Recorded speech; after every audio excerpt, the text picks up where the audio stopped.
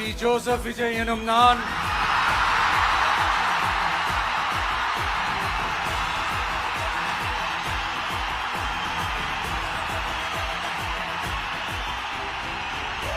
சட்டப்படி அமைக்கப்பெற்ற இந்திய அரசியல் அமைப்பின்பால் உண்மையான நம்பிக்கையும் மாறா பற்றும் கொண்டிருப்பேன் என்றும் இந்திய நாட்டின் ஒப்பில்லாத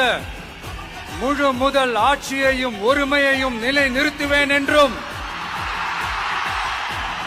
தமிழ்நாட்டு அரசின் முதலமைச்சராக உண்மையாகவும் உளச்சான்றின்படியும்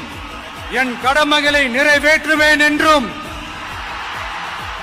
அரசியல் அமைப்பிற்கும் சட்டத்திற்கும் இணங்க